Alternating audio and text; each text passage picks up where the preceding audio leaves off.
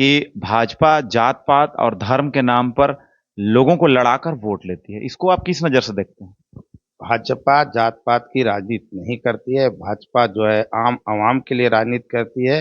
हमारे लिए सभी का विकास सर्वोपरि है। तो पार्टी इस बार चुनाव में परिवारवाद तो भाजपा में भी दिखा कि बेटा बहू भाई भतीजा को टिकट दिया गया है। इसको आप क्या कहेंगे? नहीं नहीं, जिनको भी टिकट दिया गया पूर्व से पार्टी में कार्यरत थे। ऐसा कुछ नहीं है कि नया कोई उठा के दे दिया गया है। भाजपा हमेशा जो है कार्यकर्ताओं की पार्टी रही है। सरकार के पक्ष में यहाँ के भी लोग जो है कांग्रेस और झापा के लोग हैं, सीधे हमारे संपर्क में हैं। कांग्रेस बुरी तरह यहाँ हार रही है। एनो शेखा जी के जो पार्टी है झापा, वो तीसरे नंबर पे जा रही है, कांग्रेस दूसरे नंबर पे जा रही है। वहाँ भारतीय जनता पार्टी का पहला कमल फूल खिलेगा इस क्षेत्र में, कोलेबिरा में खिलेगा।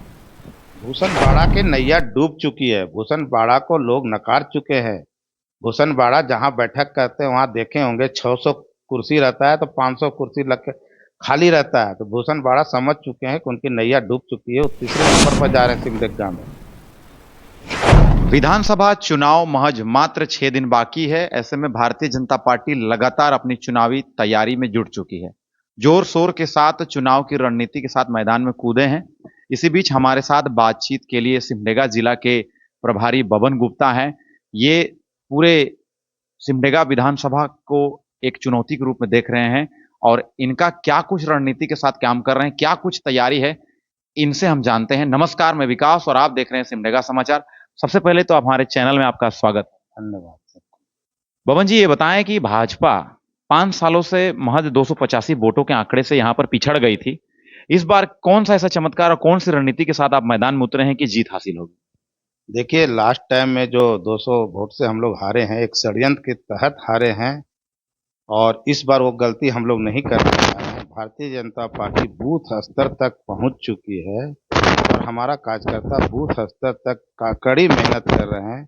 और जो प्रधानमंत्री जी का योजना है और जो हमारे सरकार बनने के बाद योजना है, हम लोग गांव-गांव तक पहुंचाने का काम कर रहे हैं। हमारे लिए इस क्षेत्र में विषय है कि महिलाओं का सशक्तिकरण हो, बहनों का सशक्तिकरण हो, यहाँ के किसानों का समस्या हो, यहाँ के सड़कें की जो व्यवस्था है, यहाँ जो भ्रष्टाचार में डूबा हुआ ये विधानसभा है, उसको मुक्त करना है। और हम लोग इस क्षेत्र में लगे हुए हैं और रुझान जो है इस बार विधानसभा में काफी आ रहा है और निश्चित रूप से हम लोग भारी मतों से यहाँ पर विजय हासिल करेंगे। कई ऐसे भी आपके पार्टी में नेता देखे हैं जो कि नाराज चल रहे हैं। उनका कहना है कि संगठन हमें दरकिनार कर रही है। संगठन के प्रभारी होने के नाते क्या कुछ रणनीति है कि उस कमी को आप पूरा करेंगे?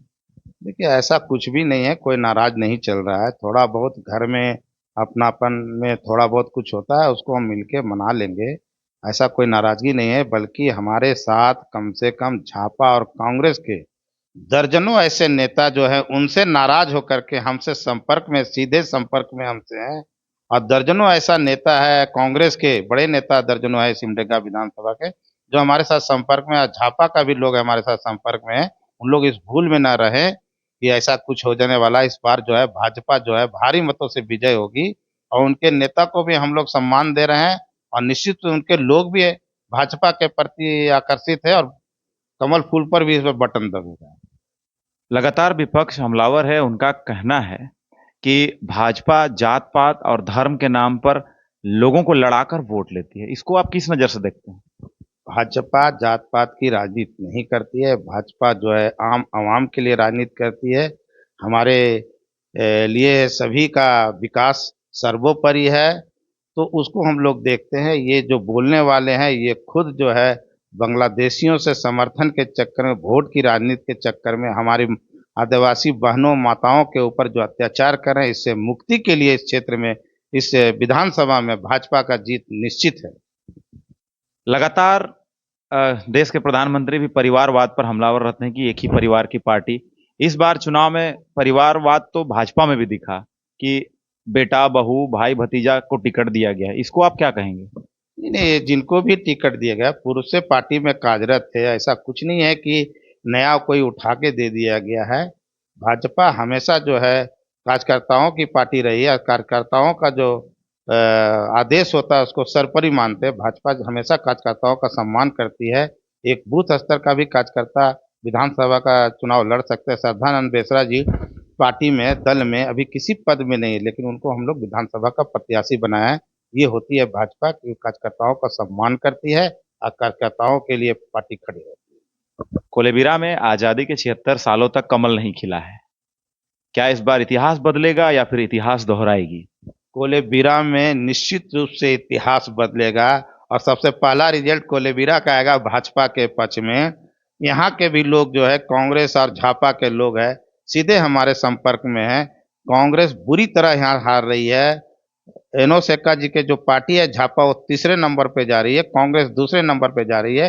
वहाँ भारतीय जनता पार्टी का पहला कमल फूल खिलेगा इस क्षेत्र में, कोलेबिरा में खिलेगा।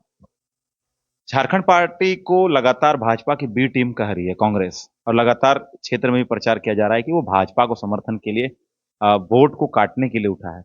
क्या झारखंड पार्टी और भाजपा पूर्व में भी ऐसे सरकार तो बनाए हैं संयुक्त में, लेकिन क्या इस बार भी बी टीम के रूप में है? ये सब बी टीम सी टीम कांग्रेस का ही काम है, कांग्रेस करते रहती है। जो इंडी गठबंधन के लोग हैं वो करते रहती है। वो लोग का काम भ्रष्टाचार करना होता है। कौन बिकने गया था, कौन क्या करने गया था, पूरी जनता को मालूम है। आज जनता इस बार समझ चुकी है कि हम लोगों का बेचने का काम कौन करता है। इस बार सबक सिखाएगी। आपके सामने चुनौती के रूप में सिटिंग एमएलए विधायक भूषण बाड़ा चुनाव लड़ रहे हैं। इसे किस चुनौती के रूप में आप प्रभारी के रूप में देख रहे हैं? भूषण बाड़ा के नैया डूब चुकी है। भूषण बाड़ा को लोग नकार चुके हैं। भूषण बाड़ा जहां बैठक करते हैं वहां देखे होंगे 600 कुर्सी रहता है तो 500 कुर्सी लग के खाली रहता है। तो भूषण बाड़ा समझ चुके हैं कि उनकी नैया डूब चुकी है। वो तीसरे नंबर पर जा रहे हैं सिमडेगा में। इस बार राहुल गांधी खुद चुनावी सभा के लिए आ रहे हैं। पिछले बार भी आए थे और जीत दर्ज कराए थे। इस बार राहुल गांधी आ रहे हैं, तो राहुल गांधी आने से कितना कुछ भाजपा को फर्क पड़ेगा? क्योंकि इससे साफ पता चलता है कांग्रेस कितनी घबराई हुई है कि सिमडेगा के लिए, सिटिंग विधायक के लिए वो अपने राष्ट्रीय नेता को बुलाना पड़ रहा है। राहुल गांधी के आने से यहाँ कोई फर्क नहीं पड़ने वाला है। राहुल गांधी को सुनना भी नहीं कोई पसंद करते हैं। इससे साफ जाहिर होता है कि कांग्रेस पूरा घबराई हुई है, हार उसको दिख रहा है। इसलिए जो है राहुल गांधी को प्रचार करने यहाँ तक हमारे तो मोदी जी नहीं आ रहे हैं यहाँ। हमने मांगा भी नहीं है कार्यक्रम। हम सिमडेगा निकाल के दिखाएंगे और सिमडेगा भारी मतों से निकलेंगे हम लोग इस बार। एक अंतिम सवाल। हेमंत सोरेन कह रहे हैं कि लगातार भाजपा गिद्ध की तरह मंडरा रही है और आदिवासी मूलवासी सभी लोगों को ठगने का काम कर रही है।